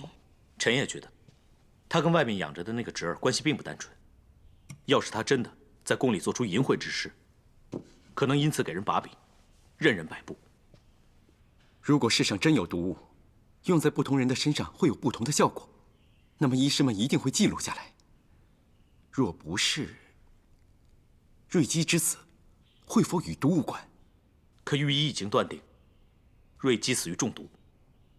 其实这中毒呢，也不一定是有人下毒，吃错东西也会中毒嘛。你们看，喜娘她吃了烧兔肉，又跑去喝白菜汤，年纪大，体质弱，乱将相冲的食物呢混在一起吃。你看现在不就惨了？哎呀，我做了厨工这么多年，这种事情我见得多了。我记得他们之前查过瑞姬喜欢喝甘草汤，若是甘草配以何种食材会相冲啊？这样一来可就难说了，因为食材啊、调料啊、烹饪方法，什么都是有可能的。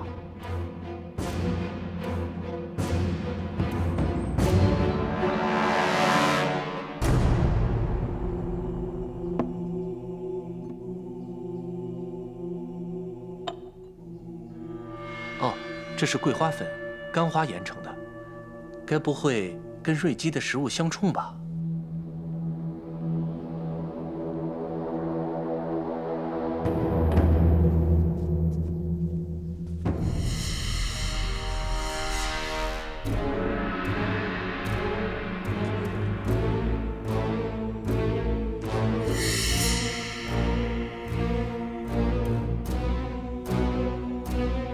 香。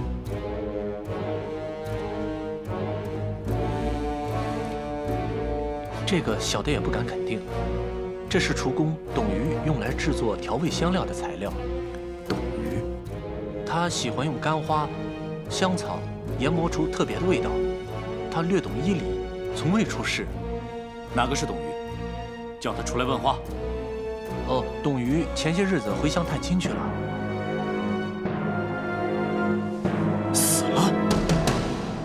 臣追查到那厨工董鱼在宫外的住处，岂料在附近的井里发现了他的尸首。人人都说那口井常出意外，也曾经有人失足跌下淹死。这么巧合，你相信吗？臣不信，这事董鱼一定脱不了关系。臣依他的背景，又追查出当中的人脉端倪，只可惜，这些都不能作为翻案的证据。你肯定那天香有问题？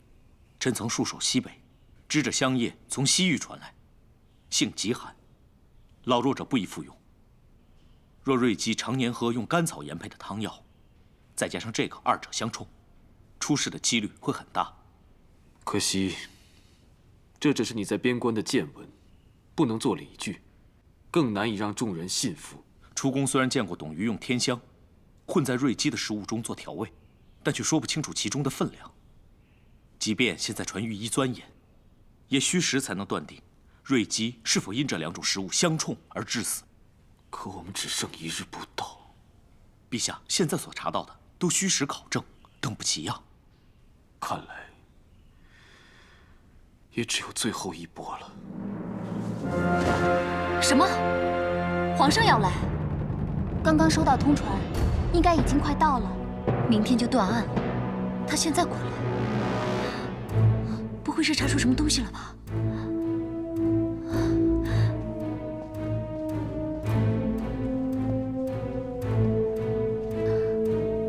参见陛下。快起来，起来。皇后用膳了没有？还没有。那就一起用膳吧。你看，朕给你带了些南方的点心瓜果，全是快马连夜送来，特意带给皇后尝尝鲜。谢陛下。哎，皇后不必拘礼。来，你们都下去吧。诺。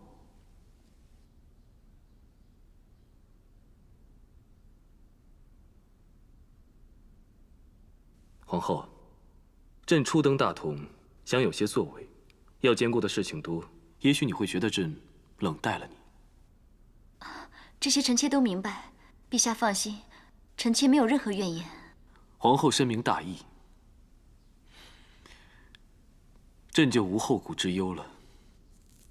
陛下，我们两个从小就相识，常玩在一起。感情亲厚。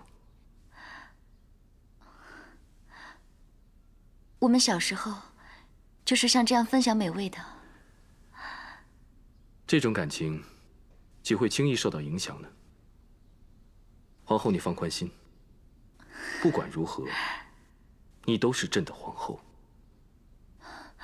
听到陛下这句话，臣妾好开心啊！那就好，皇后谨记此话。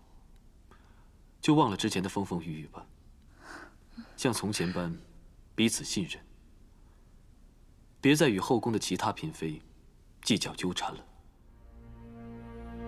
陛下的意思是，瑞姬死因已逝，经朕连日调查，最可能是食物相冲中毒而致，这大多属于意外，跟魏姬无关。是吗？此事疑点重重。未必真的就是毒杀，何必错判伤人命？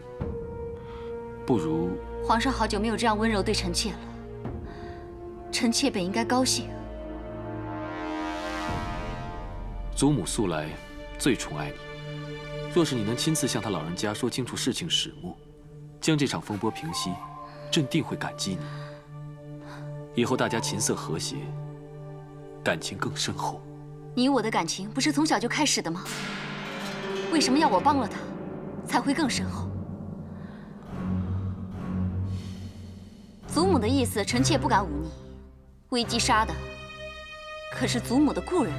不知皇后是不敢忤逆，还是一心要铲除魏姬，不惜伤及无辜？无辜？如果是无辜，那皇上这些日子以来应该查得很清楚了吧？无需婉言吝啬，要臣妾去说情。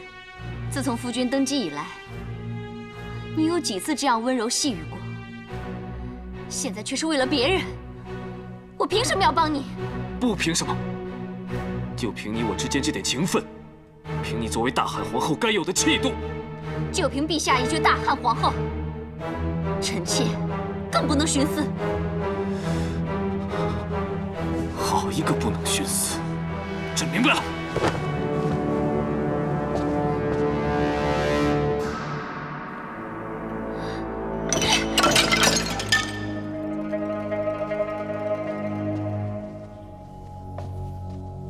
回禀陛下，太皇太后说要歇息了，请陛下明日再来。回去再传，说朕有急事商状。诺。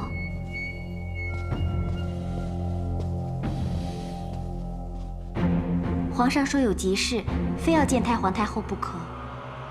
才听关陶说，皇帝为了那魏姬去求娇儿，现在可好？求不到娇儿，又来求哀家了。你去跟皇帝说，哀家身子不适，任何人都绝不可打扰。诺。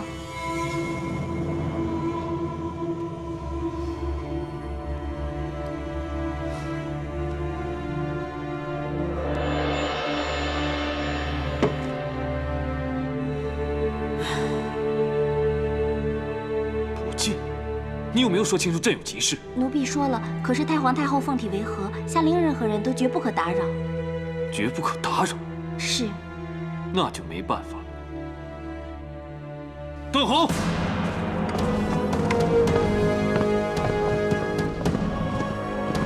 臣在。你刚才不是回报已经找到证据，证明樊娘就是毒杀瑞姬的主谋吗？正是。你马上去捉拿樊娘。诺。秋萍，给朕的禁卫引路。陛下恕罪，太皇太后有命，没他同意，任何人不可骚扰樊娘和小倩两个证人。此一时彼一时。现在太皇太后奉体为和，已经说了绝不可打扰，朕又不能不秉公办案，那就只有先审后奏了。你快起来引路，让犯人有机可逃。